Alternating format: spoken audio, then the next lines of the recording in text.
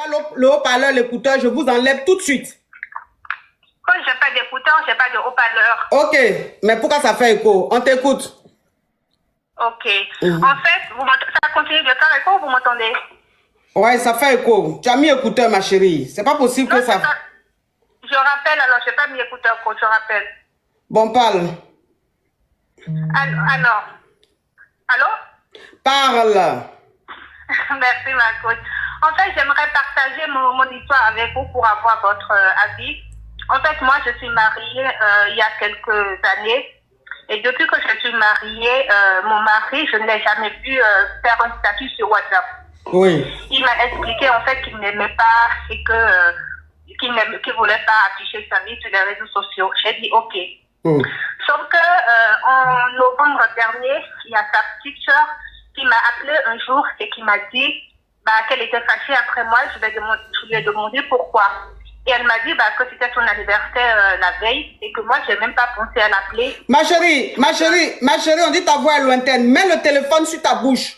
Mets sur ton oreille la bouche sur le micro. D'accord, c'est mieux comme ça? Ben oui, ça va mieux, ma chérie. Toi aussi. Pourquoi tu fais ça? Désolée, en fait, j'avais baissé le volume du téléphone. Je viens de commencer, tu me donnes la paresse là. Désolée, coach.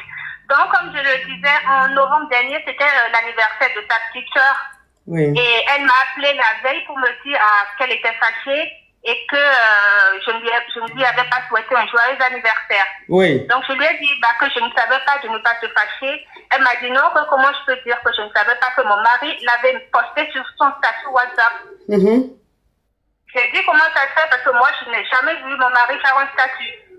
Donc, le soir, moi, j'ai confronté mon mari. Je lui ai dit, comment ça se fait que tu fais des statuts sur WhatsApp et que moi, je ne vois rien du tout, que tu m'es bloqué.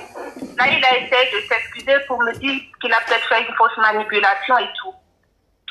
Donc, le 12 décembre dernier, c'était mon anniversaire. Et pour une première fois, depuis des années qu'on est ensemble, j'ai vu mon mari me mettre en statut comme ça sur WhatsApp. Il a juste mis HPT, rien de plus. Je n'ai même pas réagi, je n'ai même pas calculé. Et je pense une semaine après, un truc comme ça, je l'ai vu poster un statut. En fait, il a posté des photos. Et les photos, c'était lui, en fait, et une femme, en fait, en tenue de... Oui. C'est ça, avec un bébé. Et sur la photo, il a marqué mon... En fait, ils ont fait une photo de famille et il s'est marqué mon héritier. Mon héritier, ça m'a fait bizarre parce que, en fait, je n'ai pas compris. En fait, j'ai fait une capture d'écran, mais je n'avais pas compris pourquoi il a posté ce genre de photos.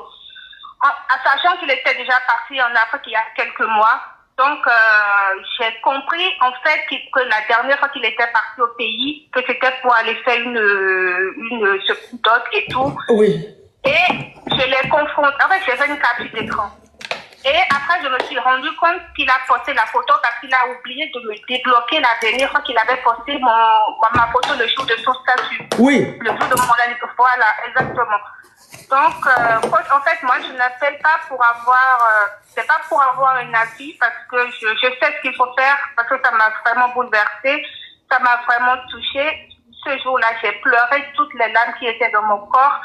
Mais en fait, je voudrais juste partager, parce que jusque-là, je suis toujours très, très déçue, très abattue, juste pour sensibiliser les femmes de ne pas faire confiance aux hommes parce que ça détruit. Donc, c'était un peu mon histoire que je voulais partager avec vous. En fait, il a passé toutes ces années à me bloquer, sachant qu'entre-temps, il allait de temps en temps en Afrique pour jusqu'à aller faire un enfant dans mon dos, jusqu'à aller doter cette dernière. Vous voyez un peu ma coach. Donc, c'est dur. Mais ma chérie, ton histoire est ressemblée digne d'un film de trahison, de haute trahison. Oui, coach. Non, mais franchement. Et qu'est-ce que ça en est? Où ça en est? Allô? Où ça en est en ce moment? En ce moment, moi, je lui ai dit que de toute manière, j'allais divorcer parce qu'en plus, la fille, c'est une fille que je connais. C'est une fille qui vit en France. En fait, c'est une cousine à un de ses amis chez qui on a l'habitude d'aller très souvent. Donc, moi, je lui ai expliqué clairement, de toute manière, qu'il continue sa vie avec cette fille, que tôt ou tard, moi, psychologiquement, je m'apprête, en fait, pour préparer mon départ. Parce que je ne peux pas, on a 3 enfants, je ne peux pas, parce que je n'arrive plus à dormir, je n'arrive plus à manger, je déprime. Je déprime, que je peux même pas vous expliquer que... Oh, Yako, ma chérie, Yako. Yako. On peut faire ça. On peut faire les choses comme ça. À la mère de ses enfants, sa femme. Tellement un jour, j'étais en train de pleurer. Il y a ma plus grande fille qui m'a surprise en train de pleurer.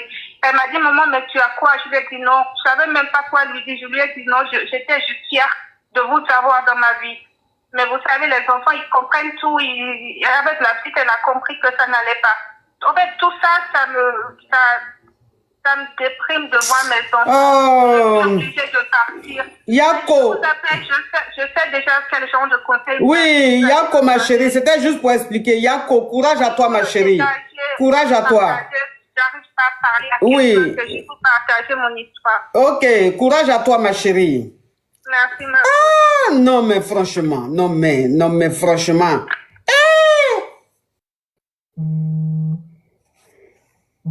On peut faire ça. Non, ceux-là. Oh. Un confiance, c'est quoi? Allô?